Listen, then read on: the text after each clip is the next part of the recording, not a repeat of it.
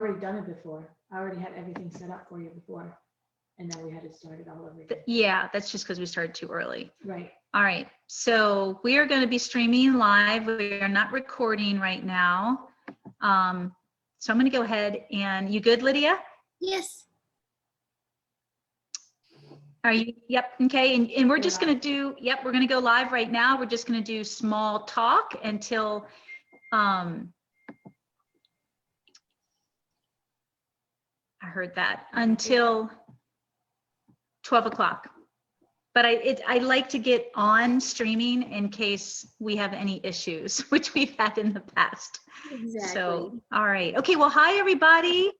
Yeah, thank you, Lydia. Hi, everyone, and welcome back. We are early, and y'all know who I am. Welcome back to Everything Horses and More. I'm Caroline Best of the Tao of Horsemanship. I guess to my left or right is our guest speaker, our lovely Lydia. She's been with us before. And below me is going to be our lovely co-host, Sabrina Arbogast. So welcome back to Wednesday's podcast. We're starting a little bit early. I'll just introduce the title for today, and it's Resentment and Self-Centered Fear and How It Affects Our Self-Esteem. So we've got a lot of really deep and powerful subject matter today. I myself have done a little bit of homework, as I always do. Believe it or not, there isn't much that I don't or can't talk about. I find myself a very well-educated person. You know, I spend a lot of time studying and exploring and challenging myself and learning. I've been doing this my whole life. So as I've mentioned in previous podcasts and webinars, I'm the type of person that'll read several books at a time. I do several things at a time. If I'm researching, you know, I'm researching several different schools of thought. You know, I've been out there. So a lot of people are like, well, how do you know so much, Caroline? Well, I enjoy learning and I challenge myself. And I may not be obviously a specialist. I'm not a specialist in everything, that's for sure. But I do know a lot about a lot of things.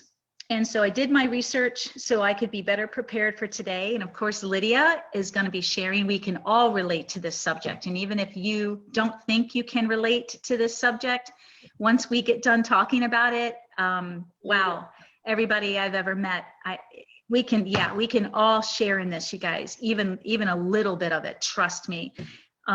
This is a great podcast for personal growth and self-development, to say the least.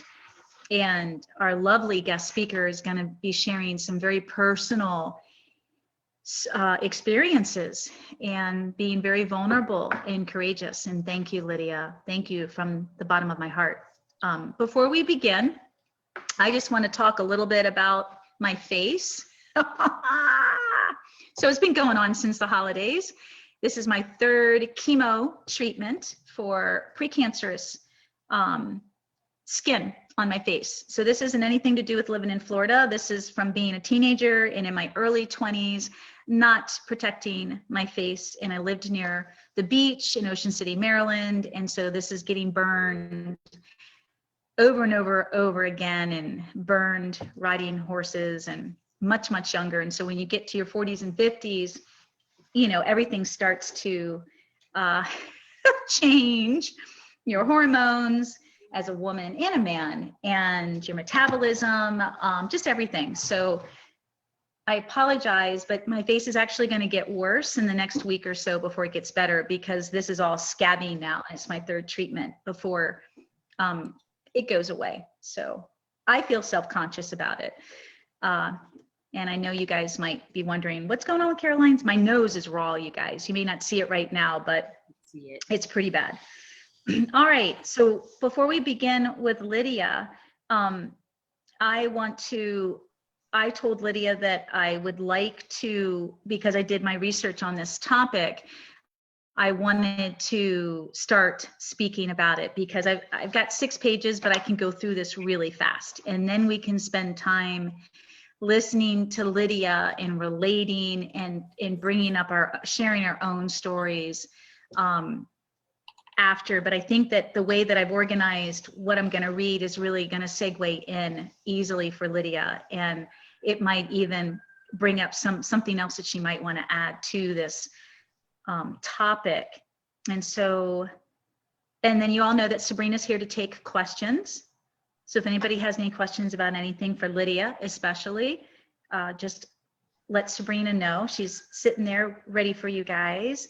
And so Lydia, where are you? For those of us that are new to this podcast, Lydia Kading Primavera is your full name. Did I say that right? Yes. Okay. And where are you based out of? What state, what country? I am in Emmett. I gave it away. Yeah, I am in Idaho. Idaho. I'm in a little town of about 6,000 people. It's called Emmett. And it is horse country, but it is natural horsemanship country as well. Awesome. And so just make sure that you lean into your computer so we can just hear you a little bit better. I know it's tough. And then also in your volumes all the way up, right? You've got your volume all the way up this time? I think so. Is that good? Okay, awesome. Yeah, just lean in. All right. That's so much better, isn't it? Yeah, thank you. Thank you. So just stay close to us. That's why I've got this mic in my face. And Idaho, so we had you on the other month, and I don't want to sidetrack from what we're going to be talking about, but the topic that you were talking about was heartbreaking. It was beautiful, it was inspiring, but it was also heartbreaking. Out there are brutal. And one of the horses had starved to death. And so when you bring up, natural horsemanship, I think more of a more of a caretaking type of training in regards to the horse. And so what do you mean by natural horsemanship? Because what do you mean by that out where you are, the mentality wise? The mentality wise is, Tom Durrance and Ray Hunt are kind of from this country, but their message got lost in the pressure on the horse. There's still that force, Yes. Let's make the horse do this. Let's overpower our horse. And why aren't you You're right. that way? So I get to be a little pioneer. You're right. They're the godfather.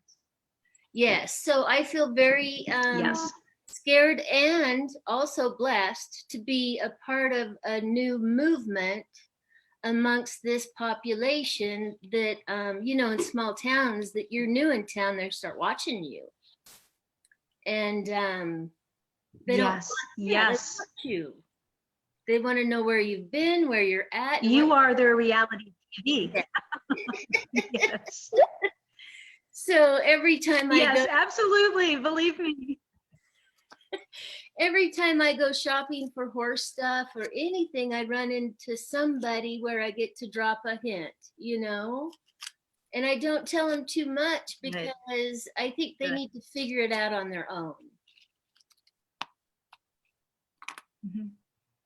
Yeah, absolutely. I'm toying next Wednesday. I'll be speaking, actually. I'm going to be the guest speaker.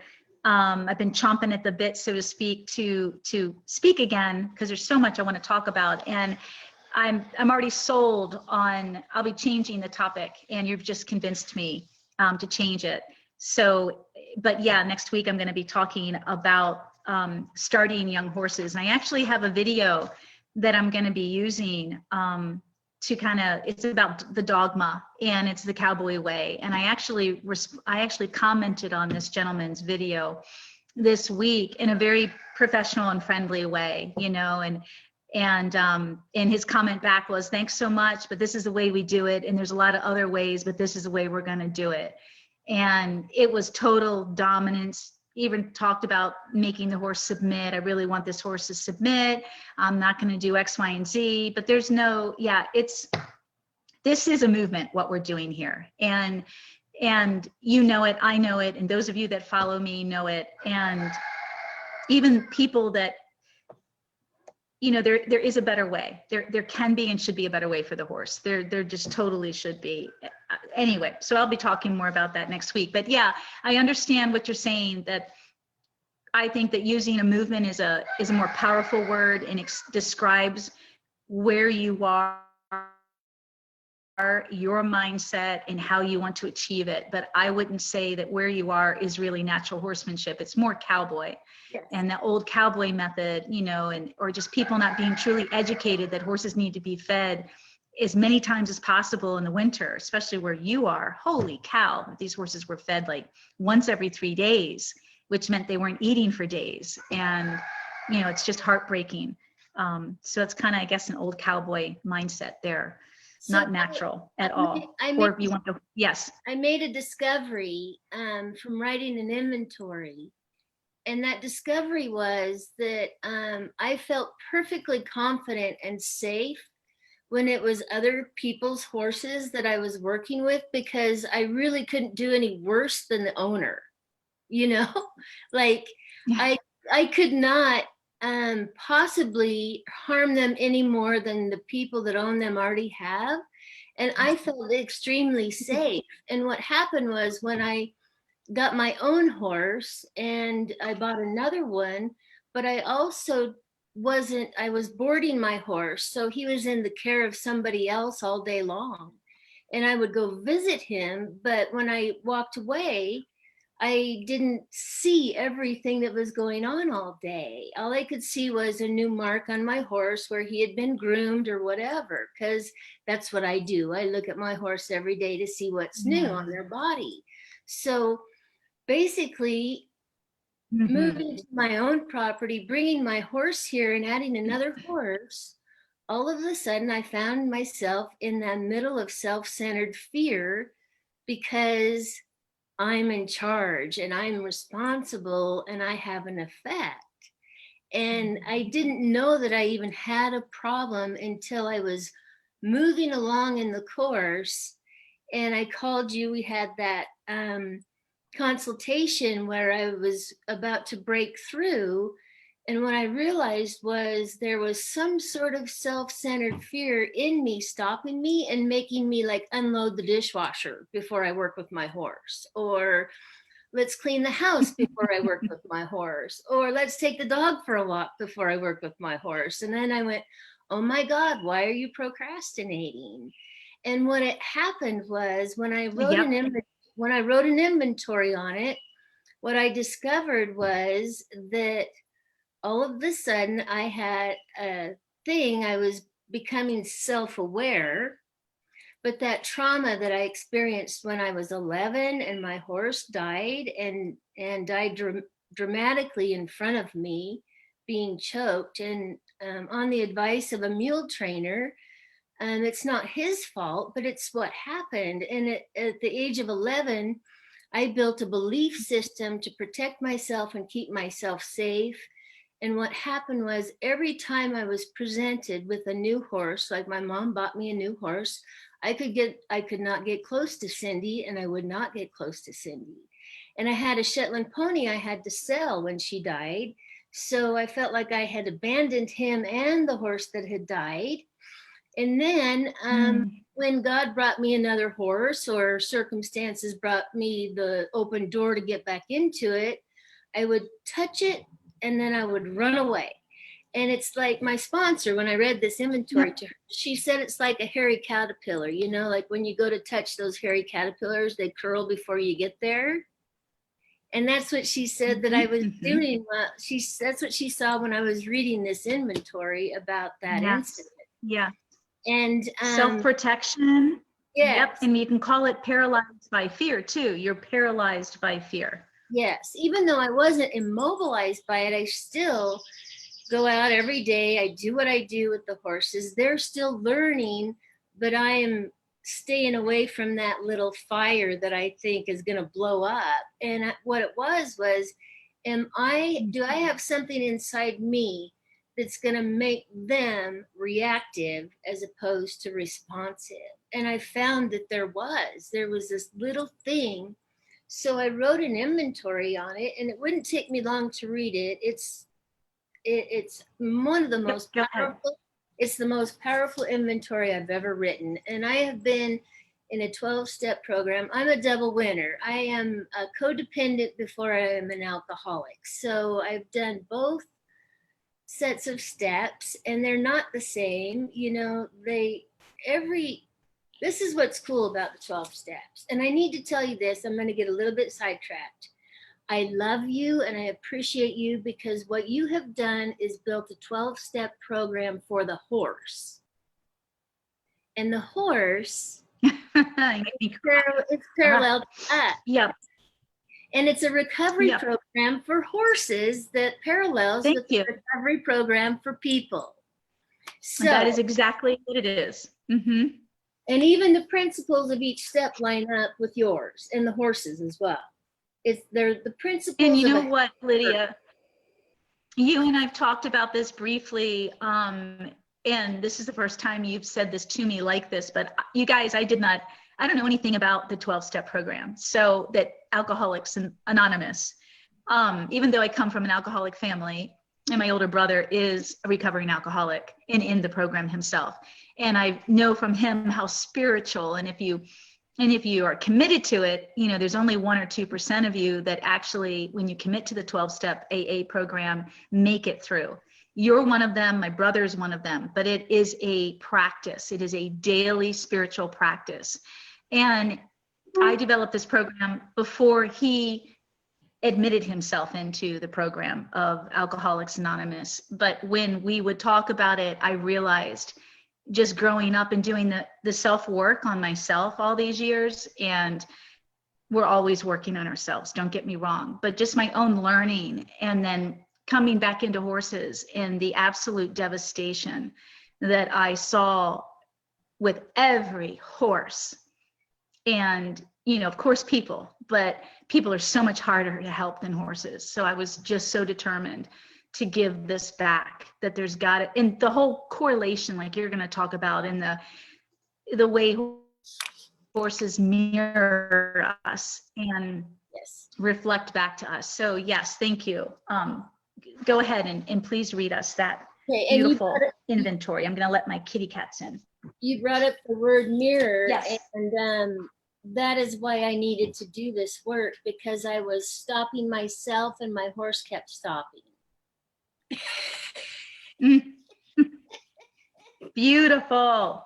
So yes. Yeah, I know. So here it goes, and it should go pretty quick, and I'm going to explain it a little bit as I go, but I also I read this to my sponsor. I got feedback. I read it to God.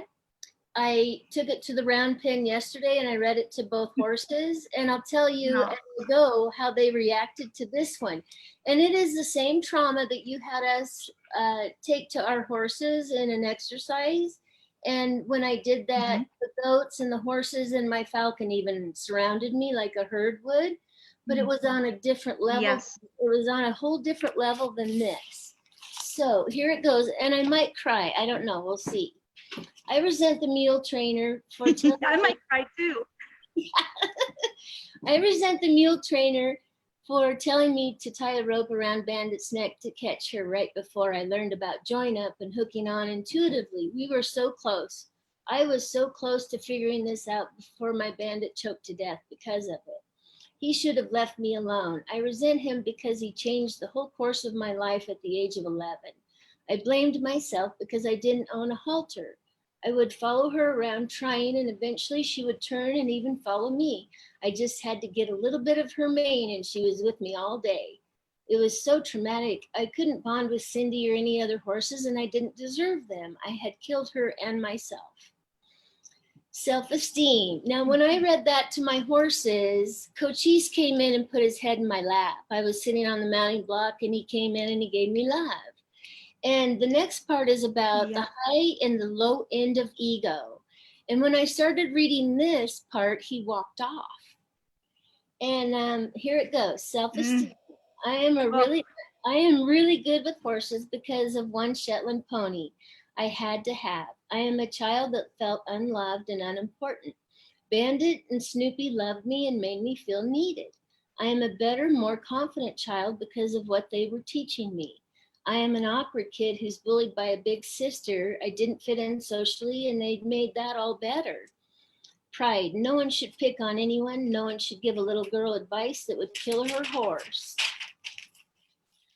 Ambition. I wanted it all. I want it all. I can have it if I can have it. I want to help prove there's a different way with horses. I want the over the rainbow story. I want to help people and horses understand each other. I want that part of my childhood back. I want to be and feel safe. Security. I need to finish what I was brought here to do. I need to stop questioning, God, why this timing? Why I had to be so scared to get close to another horse, that I stopped them all together. I abandoned them like my family abandoned me. At the same time, Bandit died. I don't want to even make the same mistake. I need to feel safe to be okay, hence Caroline's way. Personal relations. My family should have been there for me afterward. My family shouldn't abandon each other. My family shouldn't have been so busy. Sex relations, and this is more about, it's not actually about sex, it's about sexuality, okay? Women are responsible and intuitive. Men can think they know what is best and try. Men are privileged and women are suppressed. Pocketbook. No one should give bad advice with consequences to a little girl. I paid the price. Selfish, self-seeking. Here's the goods. This is my part, okay, you guys? This is how we write about our part. Selfish, self-seeking, self-centered, negative self-talk, shouldas, couldas, and wouldas. I was seeking approval from an old man who I thought had wisdom. I wish I could tell him what this did to me. A different path taken completely. I was going to vet school to work on horses. I blamed myself because I was stupid. I ended up with birds of prey and the Mongolian and the Arabian dream not lived. Self-centered. This trauma turned inward, the disappointment in myself, afraid to hurt another animal, and birds of prey were dying, shot, poisoned, etc. I was afraid to fail, afraid to succeed, afraid to be in documentaries, afraid to go to the Grand Canyon, and I was too scared when I did something else exciting. I would change directions. I would quit before I could be judged, bullied. I was unsure of myself and stupid. Dishonest, blamed myself, told my horse, promised her I would take care of her forever. Snoopy too. I told him I would never sell him, and I had to, and I can't remember why. And then there's an item about control, and it's about how we keep it going through our lives, this old belief system. And I run what ifs through and through. What if I don't deserve code cheese? What if I don't deserve the horse I have now? I'm afraid it'll happen again. I'll listen to someone and do something wrong, and it'll ruin everything, my relationship with my horse and my dream life. I won't be able to see or hear what I need to hear. Reject God, hurt little girl who's scared, who needs God, friends, and horse fellowship, which is what I'm getting here. Harm is to me stopped in my tracks. I can see a pattern of getting scared and changing directions, not always for the better, but better. Fear, the acronym, fuck everything and run. Or fear, face everything and recover. That's what horses do. Fuck everything. I love it. I love it. Okay, so the amend part, this is the that was beautiful. This is the corrective measure and what I would do instead and what I go forward. Amend, never give up, keep going, restore this to harmony, trust God and trust Caroline. God brought her to you and you to her. Get courage to record and award myself, not measure myself and be accountable to Caroline without being afraid of what she'll think, how she'll see or feel about me. And there it is. I made it about me again. See how easy that is to do? So here's my corrective measure. My corrective measure. Be kind to myself. Be kind to myself. Pray about the negative self-talk. Ask it to be removed. Be with my horses. Trust the process. Share this process. Help others. Stay clear. Be kind to myself. pray about the negative self-talk. Ask it to be removed. I'm getting an Be echo. with my Persevere.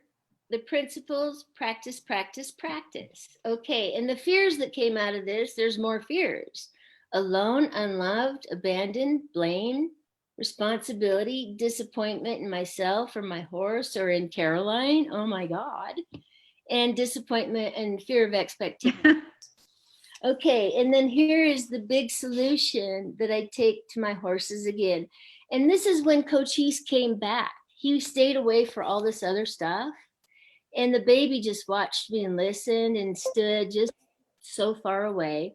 But here it is, higher power, take these fears, take them with you, release them from me that I can travel, walk in your wonder and delight like the child I want to be. Take this energy of these fears now that my soul is open and I can hear and see and feel the truth. Take it. Thank you. Take this unwanted energy now. So that is that part of the inventory. And there's only one part I wanted to add in. Okay, let me interject something real quick because there's so much information. You went very quickly, and there's a lot of things I want to emphasize. The end that I know you have one more thing you want to speak about, but that is your mantra moving forward. So your amend is what we all can use as a daily mantra that is a positive affirmation and a positive reinforcement. And so we read your amend again. Higher power, take these fears, take them with you, release them from me that I can travel and walk in your wonder and delight like a child I want to be. Take this energy of these fears now that my soul is open and I can hear and see and feel the truth. Mm-hmm. Beautiful. And this is something that we all have to do and need to do in our lives. When we get to the place where we're self-actualized, like Lydia is, and what we're going to be talking about today, when you get to that aha moment where you go, yeah, man, and maybe it's going to happen for some of us today. Yeah, man, this is exactly what I've been thinking about, but didn't really know how to articulate it. Now I understand it, but now I need to do something about it. And the one key word, Lydia, and let me know if this resonates with you or if there is another word, but while I'm listening to you and I'm hearing your experiences and your story and your self-story, and I'm also reflecting in my life at the same time, the one word for me, and I don't think it's just my personal word, I think this is a key word here that can help unlock the level of constant turmoil and pain that anyone can be going through all the time. It's called trust. Yes. The one thing that happened to you when you were little is you gave trust to the wrong person. And this can happen just naturally, you guys. I mean, it happens in life. We cannot prevent it.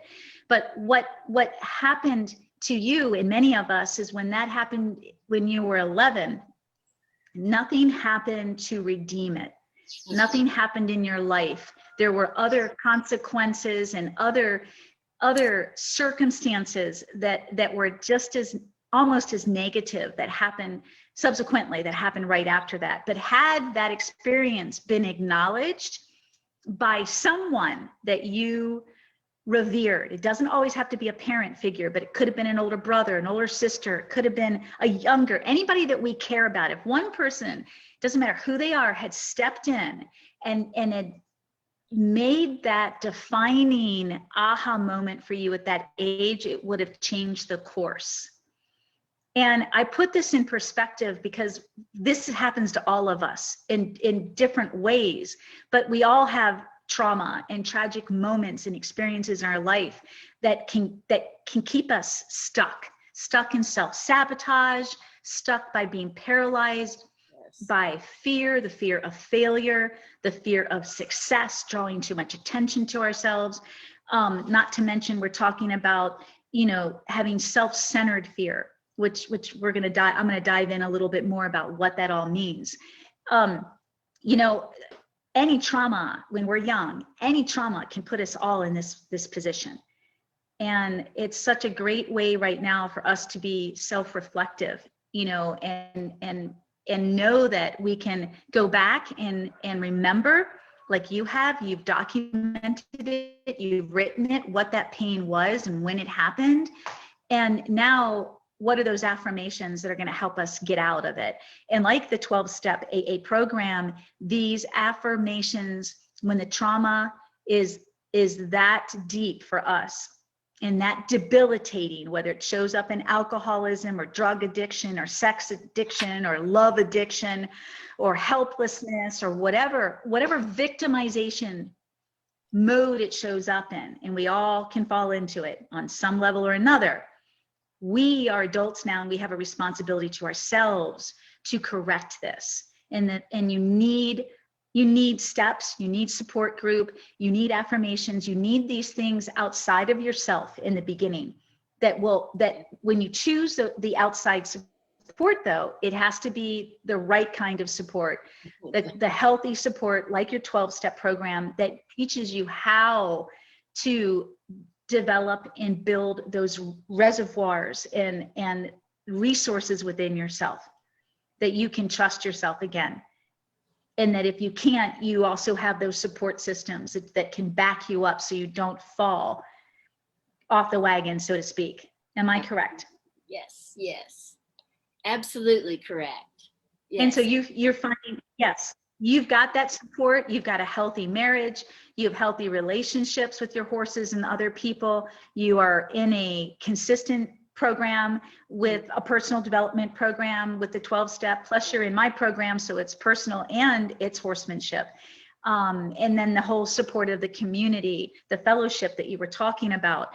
And this is important, you guys. We can't do it alone. You know, we're not supposed to do it alone. Just like the horse is a species that is not supposed to live or thrive by themselves. They do not thrive by themselves. We do not thrive by ourselves. I'm not saying that we can't be alone and have alone time and do some of our most creative time when we're alone, but we as a social species need each other.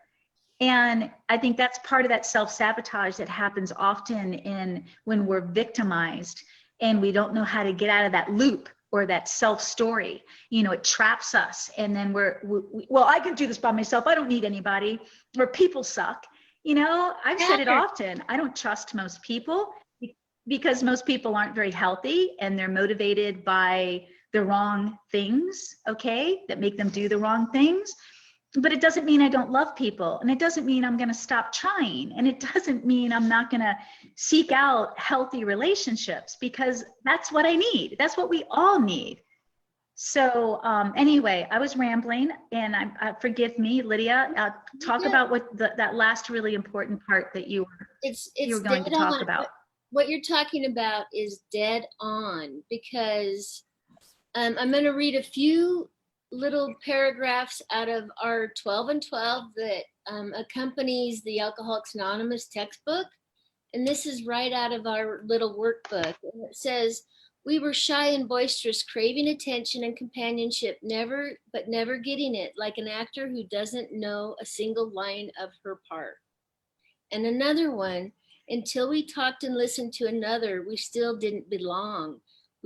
This is the beginning of relationship." So that's why I talk to you, I talk to my horse. I know when I am vulnerable, and I let you guys see that is where the solution is.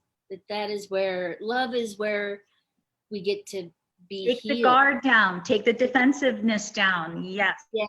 And then I get to get some humility. It takes a lot of courage, though. Yes. But it gives you the biggest gift of humility is what it does.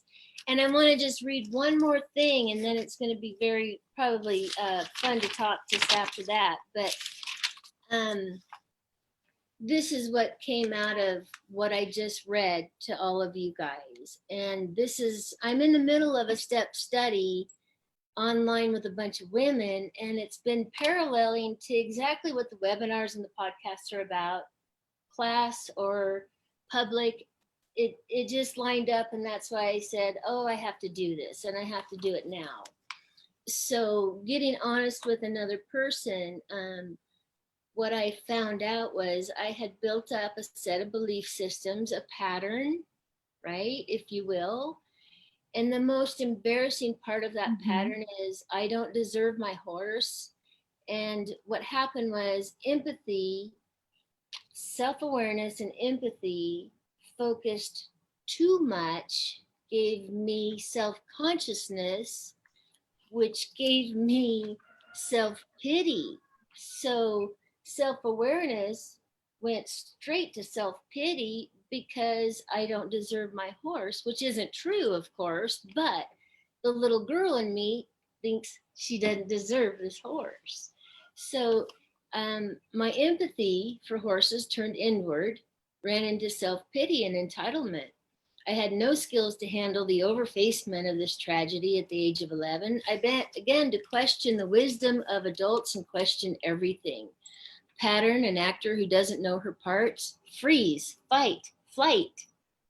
I'm going along, good, learning. I get scared of something. I freeze, I run, and I find something easier or more exciting to try. Change direction because I have a belief system in me that says I don't deserve this special relationship with my horse. I might hurt him. Well, he might get hurt, but I'm not going to hurt him. Don't get scared. Don't change direction unless you're lunging your horse. Stay on the course. Using Caroline as your guide, your angel, your agent, if you will. God works through Caroline. God works through you. God, take fear and tension that I have from this when it shows up. Release me into relaxation and love.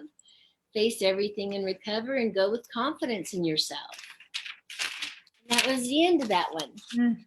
Yeah, that's the end of beautiful. That. Lydia, how long have you been following me? How long have you known me now? 2.5 years. 2.5 years. I haven't let you down yet, have I? Nope. I haven't let you down yet. Not at all. Nope, not gonna. And that doesn't mean I'm not gonna make mistakes. It doesn't mean you can't call me on something. It doesn't mean I'm not gonna show up. I'm gonna show up. I'm always gonna show up. That is so obvious. obvious. Whether it's easy or difficult. Yes. Yep, that's for sure. So not to get sidetracked, but the big D word. I think I might have mentioned the big D word in one of our earlier webinars a year ago to the private mastery membership Facebook group. I struggled with the big D word, and that is deserve. I struggled with that. First, I didn't even know I was struggling with that all of my life. Right. And I really had an epiphany, or my epiphany really happened. It's 2021, probably. It took a few years. I was circling around it, like I was touching it and hovering around what it meant, but I didn't really understand it. And I think it really hit me around 2014. And with the big D word for me, and I still didn't really understand what that meant. But again, this is because I was reading and trying to figure out, my own internal conflicts and issues, you guys, and it just happened to come across some psychological. I'm always into psychiatry and whatnot, in self-improvement, and so I came across deserve, and that's how it hit me. But I'd been, like I said, circling and hovering around what it felt like for years. And basically, we don't think we're good enough. We don't deserve it. Well, how does that happen? And in your story, I think it's pretty black and white how that happened for you, how you felt you didn't deserve horses again. But also, I think for the rest of us too, it's not always one defining circumstance or situation or experience. It can also happen through behavior and family dynamics. And I say this often when we do podcasts or webinars on self-help and self-improvement and personal development. You guys, everything comes from the way we were raised, the good, bad, and the ugly. Everything we like about ourselves or don't like about ourselves, we can trace, if we're willing to look at it, we can trace it back to our family dynamic, our social dynamic in our family, the behaviors. And more importantly, this aha moment is most of what we don't like about ourselves, we can change, because so much of it is behavior. It is a learned behavior on how to cope and adapt in a family dynamic or with a family member or a horrible, situation or experience. We've just learned to adapt and cope, but we've got to find that root cause. And I think a lot of us, how many of you are listening right now that have the courage to raise your hand and admit you've got issues with the big D word, deserve? What do you feel like in your life that you don't deserve, that you're not worthy of? And why? Where the hell did that come from? And the gratifying, for the lack of a better word, the gratifying, the fulfilling, the exciting part of this conversation that is so scary to talk about because we're so scared to feel about it, because we're not taught that it's okay, right? We push everything away. But the exciting part of this conversation is we can change this. Awareness is 75% of any solution. We can change it. Now you got to learn the skills, right, Lydia? We can change how we feel about ourselves. And we can rewrite our own story. We can rewrite it. Yes. But you need help. You need help. And I think for me personally, Lydia, with you personally, and I don't mean any disrespect or anything towards any other student, but because you are in the 12-step program, you're doing so much personal work and self-improvement, and you are vulnerable, and you allow yourself to be scared.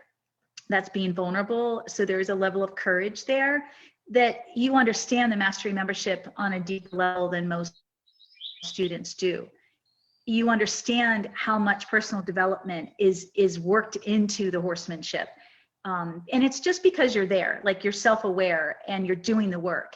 And I'm bringing this out because I know a lot of our students are listening, to just remind you guys how valuable the program is. This is my life's work on myself, and my life's work with horses.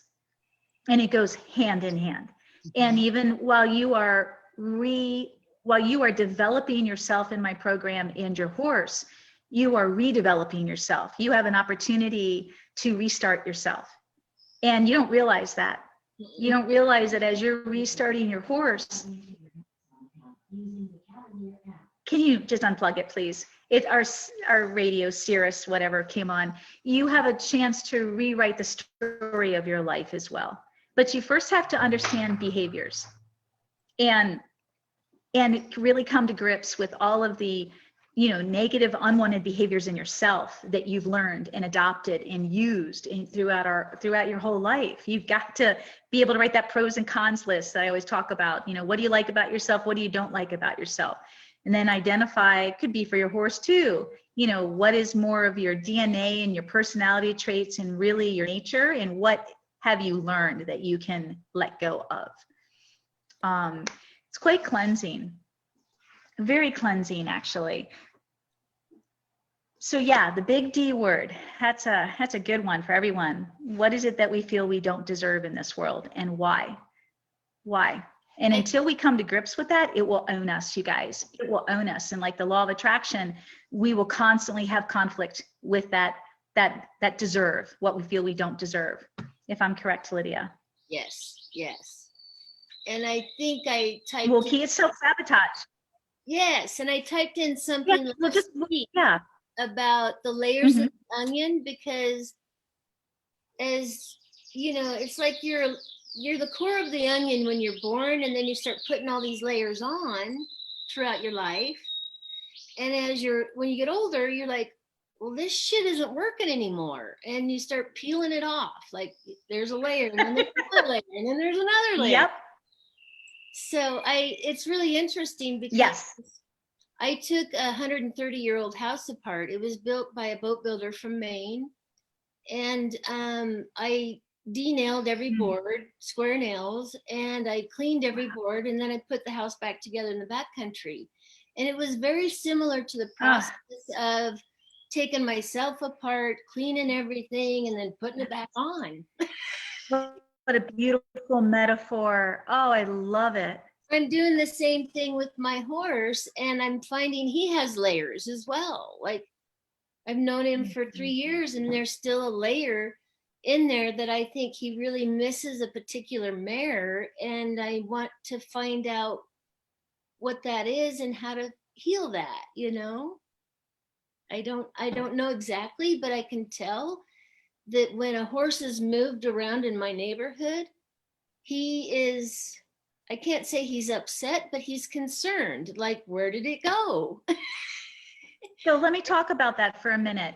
That's a good thing to talk about real quick. So I definitely believe and have experienced horses that have, you know, they miss a horse that's been taken away from them. They definitely grieve. I have video that I have yet to play of Smokey's ceremonial burial a year ago, because it'll be an hour video, and we'll do it. It'll blow your mind, you guys, when you see how the herd, along with the people and horses, got to say goodbye to Smokey. So it's real that they can miss each other. But I also have found horses like Smokey that are really good leaders. And when you're a good leader, you are not only super observant and aware, that's just part of making you a good leader. You're also super empathetic and concerned about the welfare of everyone. And Smokey was that type of horse that, and Lovey is as a mare, and my baby is going to be like that too, Blue, where you not only care about the horses around you, you care about the people around you.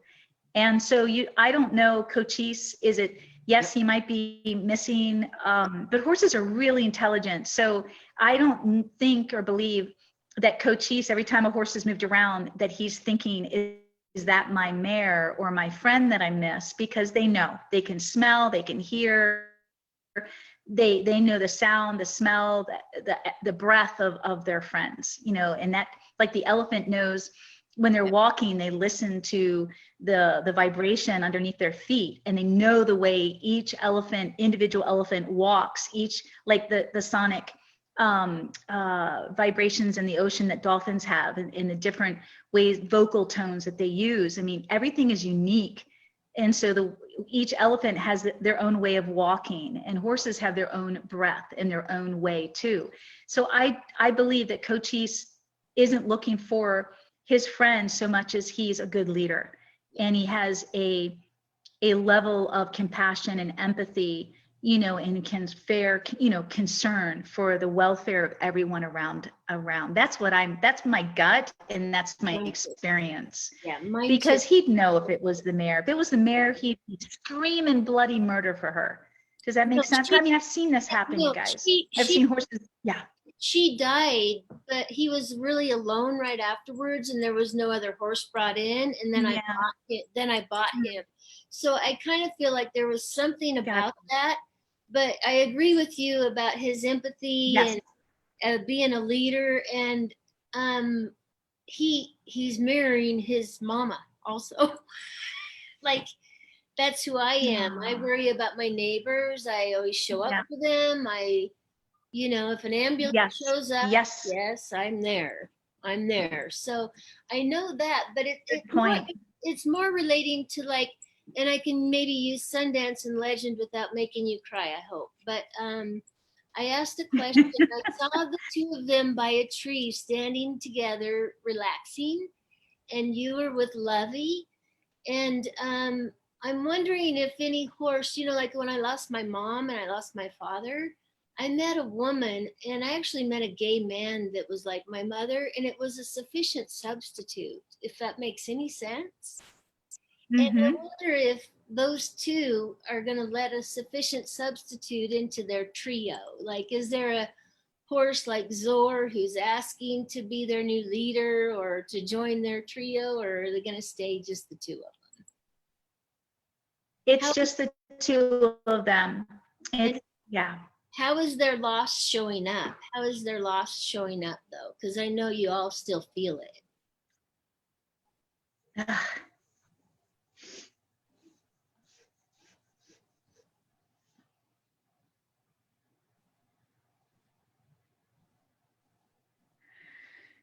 They do better than I do. Yeah. I'm sorry, but yeah, they do better than I do. And they did, you know, when Smokey was, I was preparing for his burial emotionally and setting everything up between the vet and getting him buried. Because we don't have the equipment. I gave it 2 weeks. You know, it had been months of preparing, and they're all part of that preparation. But it was, and I have pictures and video of all of this, you guys, the last 2 weeks of sharing, you know, multiple times during the day with Smokey, whether crying or hugging him, and you know, the different horses coming in to share that space and hold that space for us. So they're grieving. They're healthy. They've let go. I look at Sundance and Legend, like I think you're referring to the little Facebook post I did last Thursday when Janine and I went for a ride out in the big field with all the horses.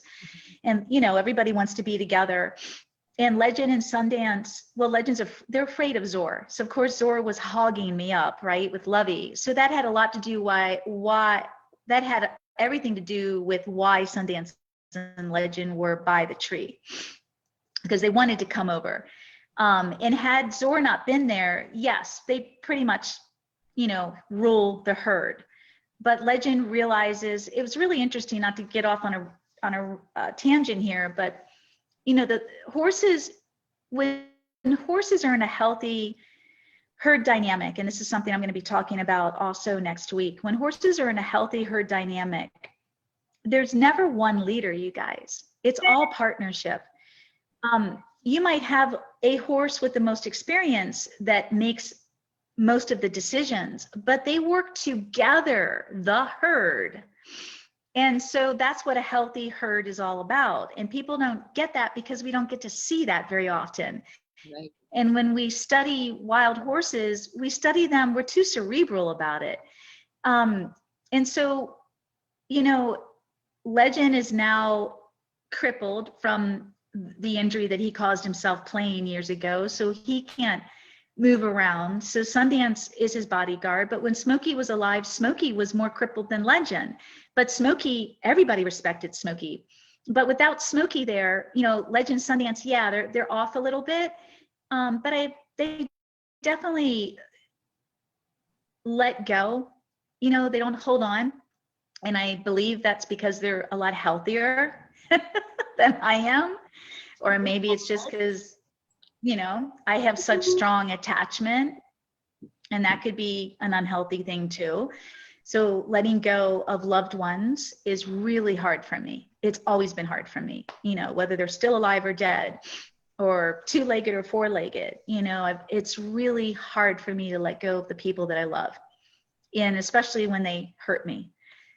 So I think they're fine. I think you just saw them respecting the distance because of Zor. You know, they looked positive, you know, Legend looked happy. And of course, when that moment was over, yeah, I went to Legend and Sundance, and the three of us walked back to the barn together.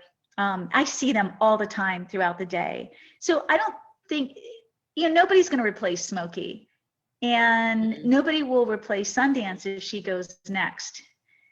And so, you know, they have healthy relationships with Joey and Lovey and Baby Blue. Yeah, Legend and Sundance. So, yeah, I know. I think about all those things, like how are they going to be set up if one of them goes? I just was surprised at how well they handled Smokey's passing, to be honest with you. Yeah. Everybody was well prepared for it, and they all had each other, including me. Yeah, but thank you for that. And with Cochise, he could still be grieving. I mean, just like us, you know, it happens, you guys, more than we ever think, especially as weanlings, when we take them away from their mothers too young, and they need that emotional support for 2 years, and they need a healthy mama horse to show them how to be in this world, just like we do. And most of our, and there's more and more research about this today, most of our stress in young horses is created by weaning. It's horrifying. It's horrifying to me. And Cochise was wild. Mm-hmm. How long was Cochise wild before he became domesticated? 9 months. Only 9 months. Not that much. Yeah. But I feel like he's a very healthy herd behavior. I've seen him in 3 herds now, and I feel like he was raised right, because you were just talking about my baby horse who wasn't, and it's been 8 months and he's taught him everything. Like, I can see it in his eyes, almost like an adult who's tired of an infant. Like, Mom, can I take a break from this? You know? I believe me, yes, it's real. That is real. These little babies take a lot of energy. Oh, it's so real. Well, when Blue came, he was 8 months old, and who did I put him with before he passed away? Smokey. So all of Blue's cribbing and food anxieties and aggression, everything, because I made him live with Smokey. And Smokey, like, he ate with Smokey. He learned everything from Smokey. And I almost feel like that was, I did that on purpose, but I do believe in reincarnation too. And I believe Blue was brought to me for a reason. And I see who Blue has become. And the look in his eye is an older horse. I mean, the wisdom, I could cry, just blows me away. I mean, he's just night and day compared to who he was when he came to me. I mean, who he is now is who he really is. But yeah, we could go on and on about the beauty of all of that. And yeah, so 9 months is pretty good, because wild horses are so healthy, you guys. And so 9 months of it should be 2 years at least, but 9 months of a healthy upbringing in a healthy wild herd. I mean, 99% of our domesticated horses don't get that. So Cochise has got wisdom beyond. He's meant for me, that's for sure. He was meant for me. Yes, he is. You are meant. You two have been soulmates before. Yes. And possibly partners. I certainly was with Smokey in many lives. Okay, I'm going to go ahead and read. And Lydia, I want you to interrupt me if there's anything that I read that you want to talk about in addition to what you've already talked about. Raise my hand that way. Okay. So Sabrina, you keep an eye on her hand, because I'll be reading. And do we have any questions from anybody? Okay. Oh, I knew this was going to be emotional for me. It's all good. Me too. Let it go, people. Yeah, let it go. Or just feel it. For me, it's just feeling it. I'm not sad and I don't have anything to let go. I just love too hard, too much. Maybe there's some deep-rooted weirdness about it. I haven't figured out yet. Oh, but God, do I love hard. All right, and with all of me. Okay, so we're going to start out with, what is self-centered fear? Self-centered fear is a fear that revolves primarily around loss and failure. Fear of losing what we have, or fear of not being able to get what we want. This fear comes up in relationships because we possess and demand. Yes. This shit is good, you guys. Entitlement. What causes self-centered behavior? People become self-centered when they feel lonely, because it helps protect them from harm. Lydia, you talked about all of this. Does anxiety make you self-centered? One of the biggest problems with anxiety is that it can cause a person to become pretty self-absorbed or even selfish. They can understandably get wrapped up in their own fears, worries, and stress, and tend to forget about everything else and everyone else around them. Yes. So yeah, they get self-absorbed. what are the signs of self-centered people? There are various degrees of being self-centered, but the general traits are the same. Putting themselves first, even when you don't think you are. I know a lot of people that think that they put everyone else first. My grandmother was like that, when actually everything she did was about taking care of herself. Self-absorbed or self-centered people that's the part that's what's Yes. in it for me. That's the part that means what's in it for me, self-seeking. Yes. Yep. Perfect. They're even selfish. They can understandably get wrapped up in their own fears, worries and stress, and tend to forget about everything else and everyone else around them. How do I stop being self-centered? Solutions of being self-centered can be identifiable, such as learning to lose gracefully, thank someone for something small, practice basic listening skills, being present, and also asking for help. That means you are able to recognize there are other capable people in the world. I also think self-centered people is a huge defense mechanism. So it goes a little deeper than that. I'm going to go a little deeper though. So in my search, like I love Psychology Today. This is an article about self-centered fear written by Hannah Rose, Working Through Shame. How to stop thinking that everyone is thinking about you. No one on this planet thinks about you as much as you think about yourself. Whenever I post polls on social media about what people want to read about, the themes of self-worth, not being good enough, not being deserving, the big D, and comparing ourselves to other people always comes up. I've written extensively on the topics of self-worth and self-love, but I think one major piece I've been neglecting to broach is that of self-centered fear. Self-worth and fear of what others think about us go hand in hand. When we are struggling with our feelings of self-worth, there are usually two factors involved. One is that we genuinely and internally have lacked a sense of self for most of our lives. And again, you can blame this on your parents, you guys, but then we're adults, so we must stop blaming and take responsibility. And Lydia, you mentioned early on, before this horrific and traumatizing experience at the age of 11, look at your family dynamic. I mean, you didn't exist. It was the first And thing. many of us. It was the first thing that happened in my life that made me important in the family. You know, it was like, oh my God, this happened to her finally.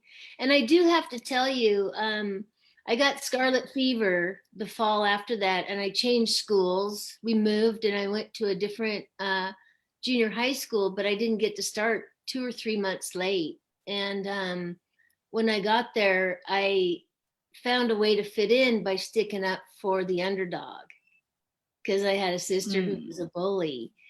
And that whole thing happened, and I had a cousin come who I adored, Tate, and he helped me write this for a project, for an essay for school. And I went back and I found that, I kept it. I have the story about how Bandit died and all the feelings are on there, and I wrote it when I was 12. And wow. I have to tell you, when I looked at it, the person that graded it just graded it, and she never came to talk to me about it.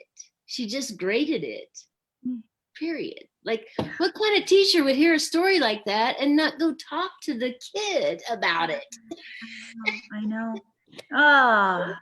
But my cousin helped me process that, and but it was somewhat too late. I have to tell you, it was the timing needed to be sooner, because it worked, but it's still, you know, we can grab onto these anytime we want and use them and think that they're working, and they're not working. These character defects that we build, you know, to protect ourselves in the way we look, or the things I do to hold on to what I have, the things I do to protect myself and how I look is I withdraw, I'll gossip, I'll be better than, I'll be less than. The list goes on, you know, and it's your list of pros and cons, basically. love, fear. You know, I have a beautiful chart of them. Wow. Wow. I And love it. And their character traits: selfish, selfish, takes care of self, people pleasing. That's my bad one, is people pleasing. Aware of others, self-centered, help others, self-indulgent, forgiveness, self-condemnation. So whenever I'm stuck, I go to these. And if anybody wants this process and to learn it, I'm happy to pass it on. Because I know we have Oh, Sarah, love who's you. really young. If I would have had this tool when I was young, oh my God, right? Like, it'd solve a lot. So, Yes. Yeah. Yep. Yes. Oh my. Well, that's why I blessed when I had my nervous breakdown when I was 15. And thank God I had it, because I got the help that I needed from my therapist, who turned me on to Eastern philosophy and meditation for my panic attacks, my anxiety. And from there on, it was nothing but self-improvement and self-discovery, because my family was worthless. Absolutely. And I love them. God, I love them, but absolutely fucking worthless. My parents were alcoholics and worthless. And my two brothers were like, fuck you, I'm out of here. I'm running away from this. And that was how they dealt with it. So, you know, most of us, how do we learn to deal? And not just deal, but navigate our emotions. You know, most of the time, unfortunately, even through therapy, we're taught to just deal and cope. You know, it's just learn how to deal with it. I don't fucking want to learn how to deal with it. I want to learn how to get rid of it and say bye-bye, move on, and be the best version of myself I can possibly be, and live to the best potential I possibly can. And that's an ongoing thing, you guys. It doesn't just stop. And, you know, even when I have moments of feeling content and happy just where I am, and believe me, I have more of those, which is a blessing. But it took most of my life to stop beating myself up, to actually feel content. That's a good word. So we can say D word's the bad word, and then we have the C word, with content. How many of us actually feel happy, content, blissful, at ease, right where we are? yes. In that moment, there isn't anything I want to change around me or within me. At that moment, okay? So it's kind of these, yeah. Well, and real quick too, there's polarities to all of this. Your whole list, Lydia, is polarities. Like you write, your pros and cons are, I'm selfless, but I'm selfish. And we all have these types of polarities. I have the D word and I have the C word. Well, how can I feel like I don't deserve and then feel content? And as I always say in my mastery program, when we have extremes, that's when we have imbalances. And so we work on those extreme distances, those polarities, getting less and less. Don't get me wrong. There's nothing wrong with having polarities, you guys. There's nothing wrong with having extremes. Without happiness, we'd never know grief. Without grief, we'd never know happiness. But you can't live there, nor can the horse. Okay. And when you stay in these excessive extremes, that's when you're going to find ways to cope. And that's what leads to all of these self-sabotaging habits. Yes. Am I correct? That's what we're talking about. Yes. So you start out with these big polarities. How can we kind of even them out a little bit? Or some of the ones that are a little more polar? How do we, balance them just a little bit? The 12-step program basically talks about it as instincts run amok, because we drank instead of coping, or we, fought instead of coping, we froze instead of coping, we ran away instead of coping. And so instincts run amok, are basically the 7 deadly sins: sloth, envy, greed, lust, all that stuff. But when basically I can identify, right, self-awareness, the defect, accept it, tell somebody like you or my sponsor or a good friend or a priest or whoever, I get to come around and see how the defect isn't serving me anymore. And then I also get to look at if I have a shortcoming, the lack of trust, lack of being able to deserve, the lack of confidence or whatever. And when I take that to God, basically the most effective tool I have found was to put it on paper, write a letter to my character defect, tell it how it served me and how it's protected me and kept me safe and how wonderful it's been and how I don't need you anymore because I'm going to use And you don't need it anymore. yeah, I'm going to use something else instead. And then I read that to a person and then I burn. Yes. And then I burn that piece of paper. And I want to just add in one more thing. Beautiful. I love what I get out of, and that's steps 4, 5, 6, and 7. In step 5 is about integrity. That's the principle. And it takes that to do this work. And what you get is humility. And I want to just tell you a little bit about the history of Alcoholics Anonymous, because there was a certain particular man, his name was Ebby, and he had joined the Oxford group and he got sober through their 5 steps. And when he went to visit his good friend, Bill W., he showed up at the door and Bill thought, oh, my good buddy Ebby is here and we're going to have a drink together, you know? And Ebby said, no, I don't drink anymore, Bill. And Bill was like, well, how do you do that? And he said, the most important piece, the most important piece of this is that we work with another person that can identify, and we give what we have away. And that keeps the ball rolling on track. And we get humility from that. And so Bill W.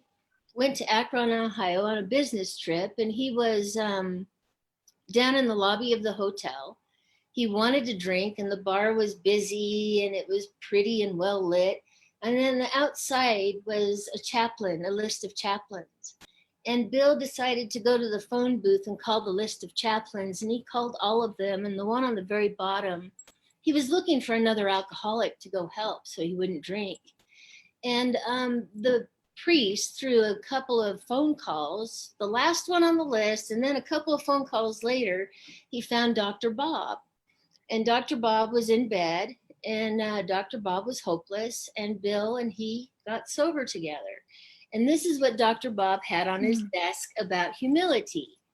And it says, humility is perpetual quietness of heart. It is to have no trouble. It is never to be fretted or vexed, irritable or sore.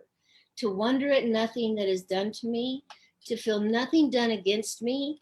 It is to be at rest when no one praises me. And when I am blamed or despised, it is to have a blessed home in myself, where I can go and shut the door and kneel before God in secret and be at peace, as in a deep sea of calmness when all around and about is seemingly trouble. Yeah. And that's what you are doing. That's what you are doing for us. You are sponsoring us and giving away something that works. Bless your heart. Yes, bless your heart. I hope the payoff is great. I hope the payoff is great. Oh, well, yeah, thank you. Yes, it's beautiful and it feeds my soul. And as much as I hope it feeds yours. Yes. Absolutely. Thank you.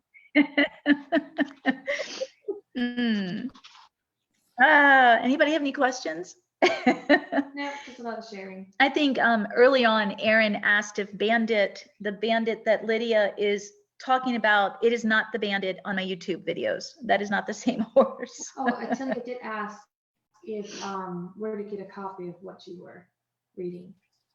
Oh, I can just email me, you guys, if you'd like a copy of what I have, and then you can ask me to. Yeah, you got to email. If you want a copy of how I do inventory in a 4-step, I will email it to you, and then you can give it to students. Thank you. Yeah, thank you guys. Just email me and you can get both Lydia and my stuff. Okay, so thank you, Lydia.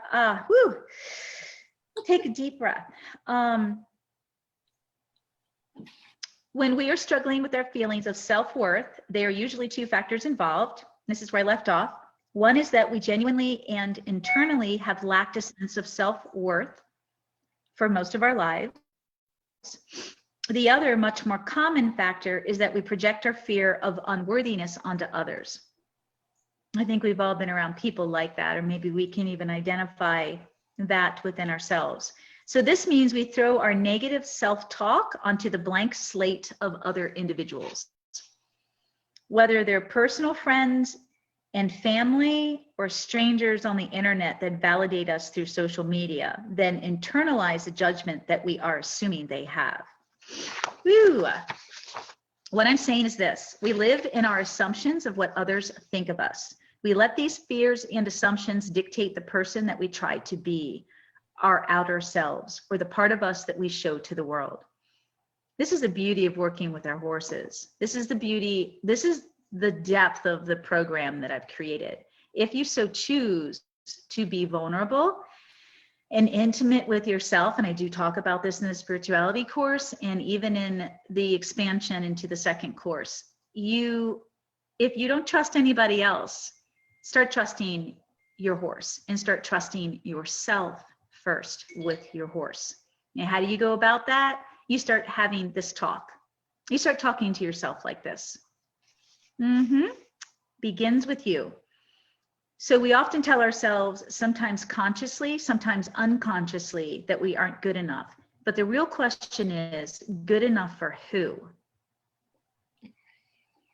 Do we feel as though we aren't good enough, or do we fear that others feel we are not good enough? I mean, where does this come from? Who told you you weren't good enough, or who made you feel that you weren't good enough? I was blessed. I never had that problem. You know, I've mentioned in many of my personal talks, whether it's here in the podcast or in our private webinars, you know, that's one of the strengths of my foundation in my childhood. I can't say the same for my brothers. We're 3 years apart and I'm the youngest. I have 2 older brothers, and each one of us, I think at 3 years or more, you kind of experience your parents a little differently. And so my oldest brother, well, he was definitely the most spoiled in a different way. I was very spoiled being the youngest and the girl, and my parents wanted a girl. They wanted the boys too. They wanted all of us, don't get me wrong, but they wanted to try one more, third time for a girl, and they got me. Not to mention the love for the animals, you know, and the connection I had with my dad over that. But Stephen, my oldest brother, was definitely, you know, spoiled, treated like a prince. You know, his military college was paid for. You know, he was helped out a lot. He went, you know, became a Marine, and he's a beautiful person. I have my issues with him. It doesn't mean he's not a beautiful person. So anyway, he was definitely raised differently. He remembers, or he talks about things that happened to him that never happened to me. And it's not because I blocked them out, because he remembers. They never, you know, they treated me differently. And one of them was my dad losing his temper multiple times and like taking the belt off and lashing Stephen's legs with it. And then David, when I brought this up, because I heard about this actually, you guys, for the first time a year ago. And when I brought this up to my brother, my other brother's like, well, yeah, that kind of went on for a little bit. And he did it to both of us because we were hellions and mouthy. And I'm like, yeah, but that still shouldn't have happened. And I remember my dad like getting in big, you know, confrontations with both my brothers, being out of control, and my dad coming home from traveling for a week or two as a salesman and coming home to chaos and, you know, pulling the belt out. But I never saw him strike my brothers, ever. He certainly never laid a hand on me. I was definitely spoiled in that way and mouthy, as if you can't tell already. But I guess where I'm going with all of that is I you know, we were definitely spared a lot of the pain that I see in a lot of my students when I do coaching and when I, and friends, and when I talk, you know, to people like this. I mean, a lot of us don't feel loved, you know, or special or wanted when we're younger, or important, you know, in some form or another. And that's one of the areas that is so important to humans and horses. And it's part of that nurturing that needs to happen when we are as infants and still really dependent, both horses and, this is part of what screws up weanlings, and humans. We need, for cognitive development, for emotional development, we need to feel wanted and loved. We need that security, and that's your first chakra. We need to feel secure. And without that, I mean, it takes on its own life. And in order for us to cope, remember, I don't like that word. I don't want us to just cope. To me, it's just surviving. I want us to thrive. So that means we've got to be able to understand this and navigate it. And sometimes the pain's never going to go away, you guys, but we have to be able to deal with it. And how do we deal with it? We've got to recognize it. We've got to learn strategies that help us handle it. I guess cope, I guess you can use those words. But yeah, the first chakra is a big issue for most people and most horses. It's number one, you guys. Not feeling safe and secure or loved or worthy or important. So this is where do we feel as though we aren't good enough? This woman writes, for this article, I'm going to focus solely on the fear of what others think about us. When I was early in my sobriety in a 12-step program, I remember being consumed with what we call self-centered fear. And this is what Lydia was talking about. This term means that our fears derived from what others think, feel, and say about us. It was so bad that I couldn't get up to go to the bathroom during a staff meeting or a 12-step meeting due to the fear of people judging me if I stood up to leave the room. But when I dig deeper, what was the judgment I was afraid of? This is an easy one to answer. I was afraid that people would think I was rude, that I was wearing clothes that they didn't like, or that I would be perceived a certain way superficially, too short, too thin, too fat, too ugly, too pretty, too much effort, not enough effort, etc. Essentially, I was afraid of being seen. The first time I was asked to tell my story at a 12-step meeting in a rehab for patients, I was paralyzed with fear. I was so caught up in what the audience was going to think about me. Was my story bad enough? Was I a real alcoholic if I got sober so young? Was I going to gain their trust and respect even though I didn't hit some of the buttons that they might have or hit some of the bottoms that they might have? I must have looked noticeably nervous because the secretary of the meeting leaned over to me and said, "Don't worry, everyone is probably thinking about themselves." That statement has never left me. How much of our lives do we spend worrying about what others think and feel about us, say about us, and whether or not they're judging us? The reality is that most human beings are concerned about this, even and especially the people who proclaim, "I don't care what anyone thinks about me," want to show the world an image of themselves that screams non-challenge and apathy, but that in and of itself is an image to show the world. I didn't get that. Anyway, I used to be paralyzed by fear that I would judge, that I would be seen. I changed myself to be less authentic and to fit in more. If I truly play the tape through, the worst thing that can happen from being authentic is that someone does, in fact, judge me. Then what? Will it decrease my self-worth? Will it stop me from stepping into the light of truth? Will it ruin my life? Not without my permission.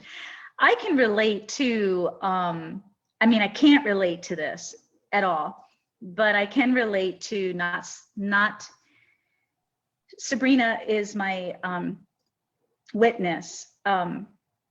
People attack me often on YouTube.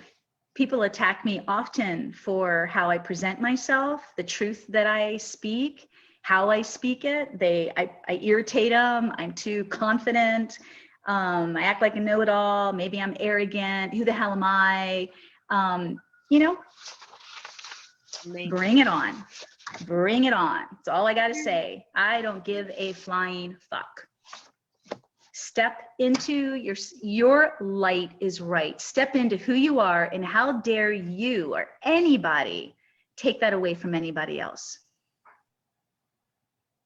Shame on you. So she writes, when I'm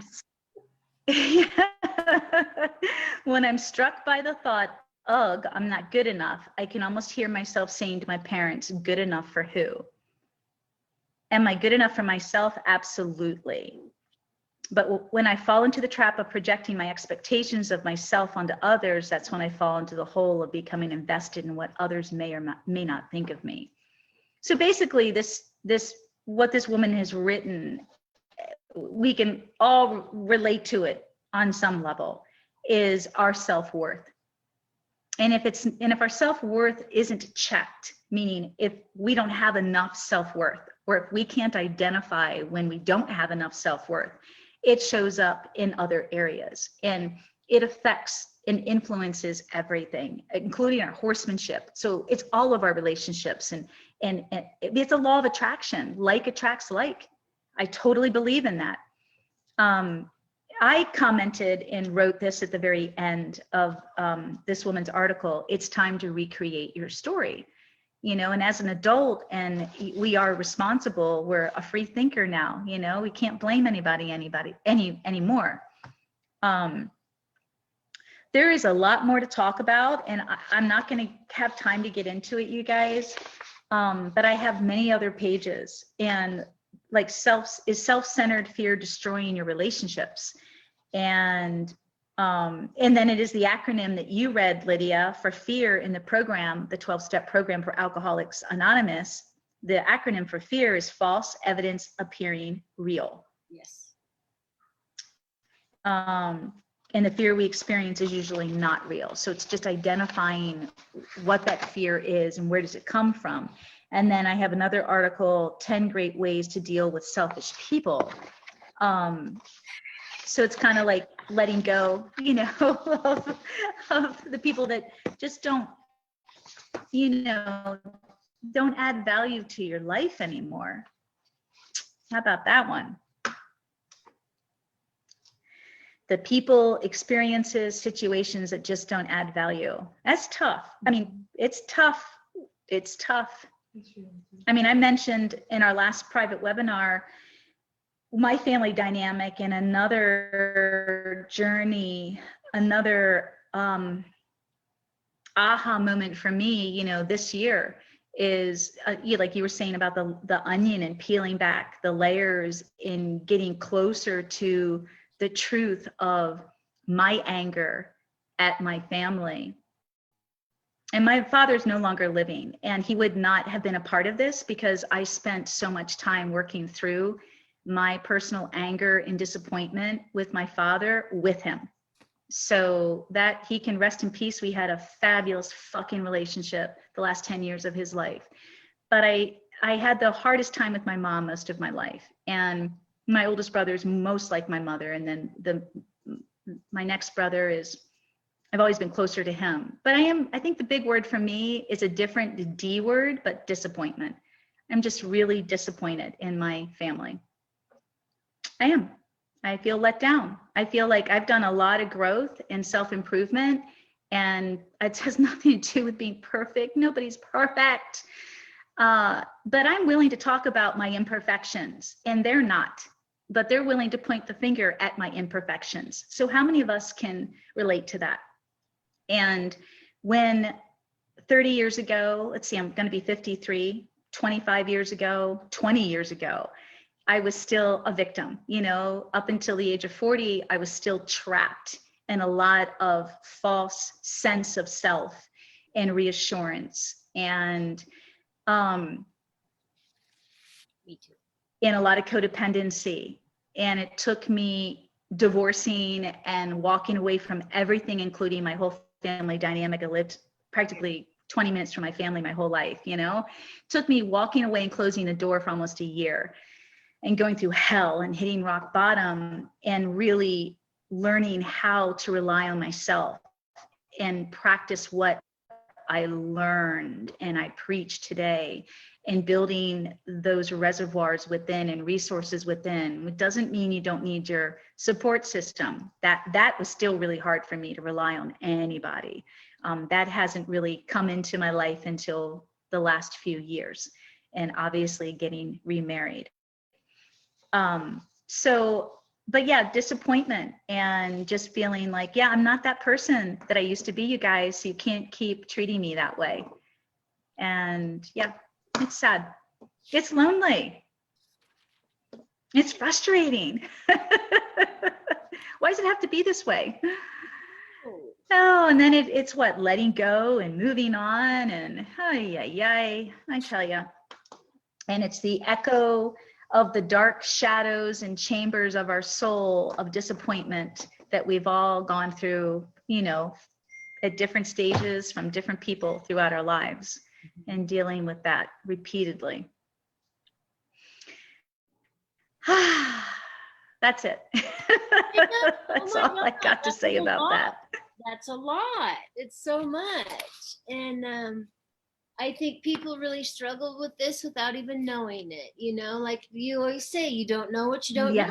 And yes. You're like, why am I in the way of myself? We bury it. Yes. Yes. Why am I in the way of myself? Yes. My own success. Yes. And we bury it. I think a lot of it is we're not taught, like you said, you wish, our youngest member of the mastery program, that you could give this to her. Like I said, I was fortunate that I had that nervous breakdown, you guys. So I had an intervention, so to speak, early on that saved my life. It saved my life and pointed me in a totally different direction. And even in that different direction, with the help that I had and learning how to help myself and get the resources and the support, it was a long, hard, scary, bumpy road. Yes. And so if we don't hit rock bottom, or something doesn't happen that intervenes like that in our lives, then we don't change course. We don't have that self-awareness. We don't have that level of consciousness. That's just the way it goes. You have to either hit rock bottom, or some big intervention happens that just changes the course of your life, which usually is rock bottom, right? Something really horrifying happens that changes your direction, either for the good, the better, or the worse. Wow. Yeah. So my sponsor, I really hope there is a heaven. This is hell on earth. I'm pretty yes, sure. Ma'am. I'm pretty sure this is hell, and anything else isn't. Yes, I think so. And I am an optimist, people. I'm not a pessimist, but damn, it's not easy. So yes, my sponsor gave me something really beautiful. And you talked about the mantra of trust. And this is what she said, to repeat to myself: God is the strength in which I trust. Period. God is the strength in which I trust. And that just hit home with me, because here's the deal. There's another saying, and it's written under spiritual experiences in the big book of Alcoholics Anonymous. And it's by Herbert Spencer. And it's this principle right here. There is a principle which is bar against all information, which is proof against all arguments, and which cannot fail to keep man in everlasting ignorance. That principle is contempt prior to investigation. And I love that you do your research, because to me, that's how you grew. You got curious and started to investigate, and there was a journey. Well, I didn't like who I was either. Yeah, but I didn't like who I was. I mean, you have to have awareness. I mean, being in therapy for 2 years before I went to college, you guys, I mean, I literally was going to be taken away from my home twice because of the alcoholism and the effects. But I kept proving to my therapist that I was strong enough to deal with it. And I had my horse, and I worked, and I was very independent. But you gotta have the awareness, and you have to be at a point. I mean, I do my research, but if I wasn't aware of what I didn't like, or my behaviors, or how I was like my mom and dad, or I didn't have my triggers, if I didn't have all those triggers, then I would just stay stuck where I was. Yes. I wouldn't know any different. There has to be a jumping off place, doesn't there? Mm-hmm. Yep. Mm-hmm. Absolutely. You got to get to a point where I think there's a duality. You got to be aware, and you have to choose the path of awareness, even no matter how scary it is, no matter what shows up. And the duality of that is not just the path of awareness, but it's the other path of, I don't want to be that person anymore. I don't want to marry and have a relationship like this. I don't want to be an alcoholic. I don't want to, ruin my kids. I don't want to be all of that. I didn't drink at all in high school. I drank socially in college. I mean, I was so turned off from my brothers were drugging and drinking and running. And I was a goody two-shoe that had a nervous breakdown. I was the horse that froze and kept it all within and didn't know how to express my emotions, or didn't even know what I was feeling. They were so suppressed. And I just shut down. My first 6 months sober. Panic attacks. I think my first 6 months or year sober, I remember like somebody would do something that would piss me off, but I wouldn't be pissed off for until a week later. Like it would take a whole week for me to. What am I Oh, Lydia, I hear you. So Lydia, that was me for years. And then you guys, when I went into therapy, I didn't speak for 6 months. My therapist was a saint, but I was an artist. Like I was teaching my class how to do sumi painting and airbrush. And I was doing, Japanese silk rice paper. I mean, anyway.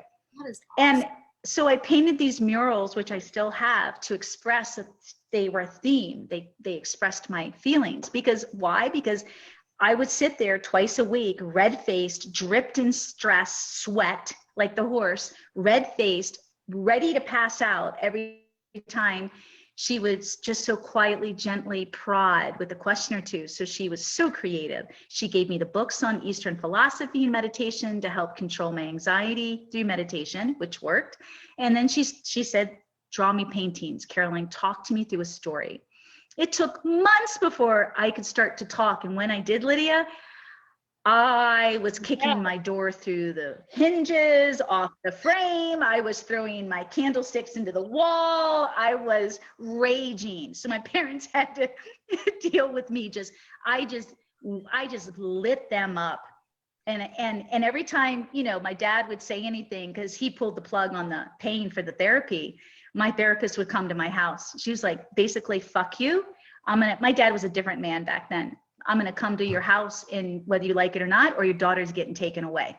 How about that? Your daughter's going to get taken away. Meanwhile, my mom was comatose drinking and just checked out.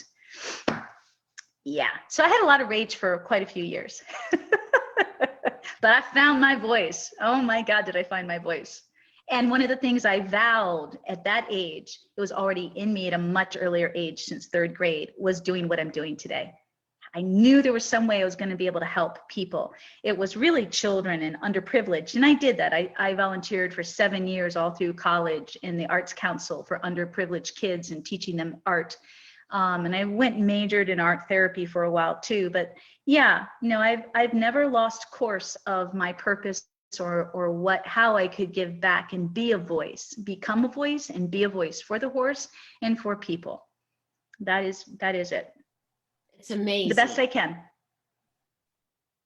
You're damn good at it. And look, well, you all, I can't do this without you. You're the voice for others. You all, every time. That's why I'm like, why can't let me do podcasts where I bring you guys on to talk about your life's experience in a way that gives back. We're all united here, not divided. There's so much we can learn and share. And let's keep doing this and helping others. Thank you. I have one Thank more you, Lydia. I have one more secret I want to share with you, and I don't normally tell people this, but my grandmother Lydia, when I was a little girl, my grandmother Lydia, who she was amazing, but she had an angel collection on a shelf, and she would clean those angels, and she told me, angels will talk if you're willing to listen. You can hear them. And I didn't not believe her. And I've heard angels my whole life. I hear dead people every now and then. And I don't get to know why they're there or why they aren't. And the same thing goes for plants and animals. Every now and then I get a message, or, you know, I'll be walking by a plant in the nursery and it'll yell, I need water. And I go get the guy to water it, you know. And so, and I can do that to land that's really unhealthy. I can stand on the soil and tell you what's wrong with it. But I have to tell you, this morning, before I decided that I always start with a prayer, and I was on the back patio and I was looking out at the horses. And usually there's a color that shows up with the person, and this color was like a midnight blue, a really beautiful midnight blue. And I feel like it was your father, and he wanted me to tell you how proud he is of you. And I had to ask, I need to know if this is a real message. And that's when that color showed up. Because when I ask, or when something comes, you know, I want to make sure before I tell somebody else. And usually it'll show up in a color. A color will show up with that message. And I don't know what that color might meant to him, but maybe he liked the night. I don't know. But there he was. And that's what he wanted me to tell you, is how proud he is that you've stayed true to your course. Yes. Thank you. He always told me how proud he was. Thank you.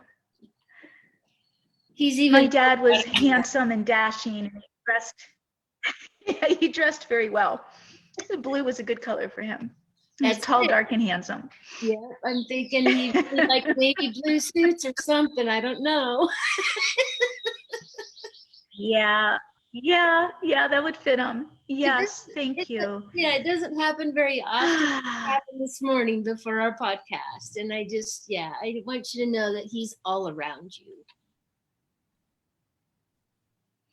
And that's funny you brought that up, because I woke up thinking about him. It wasn't like one of those, you know, I've mentioned too how my loved ones that have passed, animals and family or friends, you know, I know when they come to me, because, and maybe others feel this way, they pass through my soul and they grab hold of it, and I wake up like sobbing, because I wake up always, they're always surrounded by light. It's illuminating, and they're always smiling and happy. My dogs, my horses, my cats, my loved ones, but they just want me to know that they're there and they're thinking, but they grab hold of my heart. I mean, Sabrina, how many times have I said, oh my God, so-and-so came and visited me. And Dad didn't come and visit me this morning like that, but I woke up thinking about him. And it's just lost me for a minute, but he was heavy in a good way in my heart this morning. So wow, that's pretty cool. Thank you. Thank you. Thank you. Thank you. Oh, thank you. You know, real quick before we end, one of the things I'm a manifester, you guys, and a visualizer, and manifesting everything I've ever wanted that I'm consciously aware of has come true for me, okay, that I'm consciously aware of. Lots of unconscious things get in our way, including me. But I always wanted, you know, a community like this, and where we can be honest. It's like growing up in the old days where horses were a means of transportation, and you lived in villages and tight-knit communities. And my family's always lived close by, and we've always taken care of our elders. And, you know, we just have never put family members into homes. I mean, we took care of grandmothers and aunts and my dad, and, you know, my mom's going to be taken care of the same way.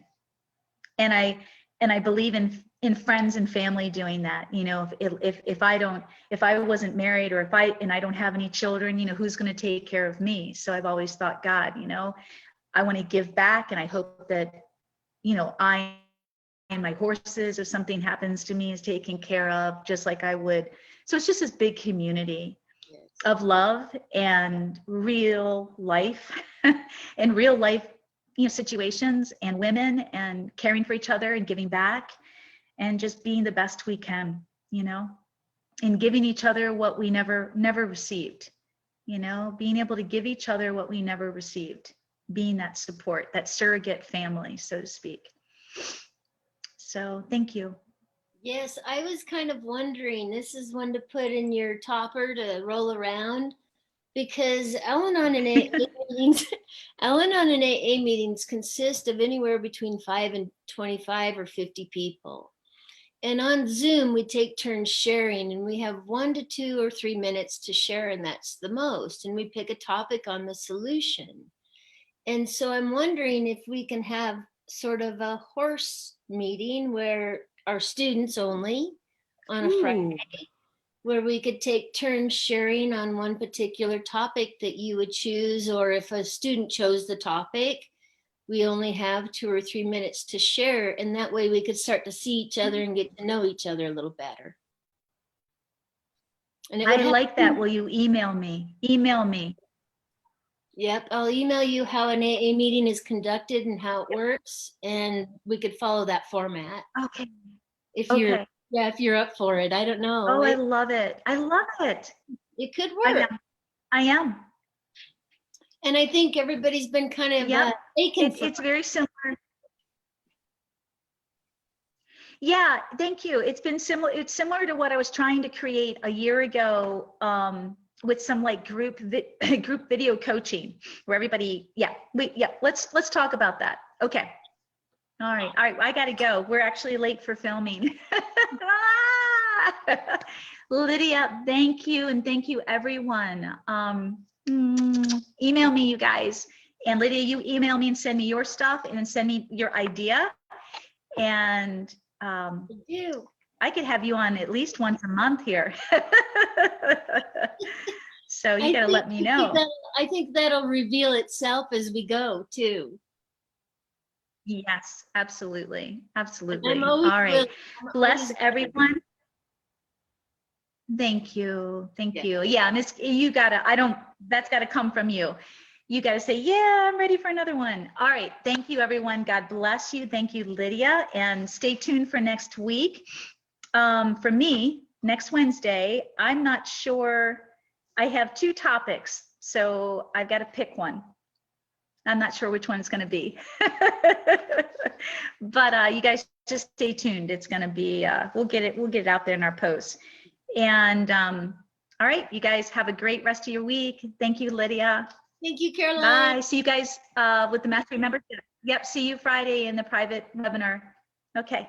Bye. Bye-bye. Thank you.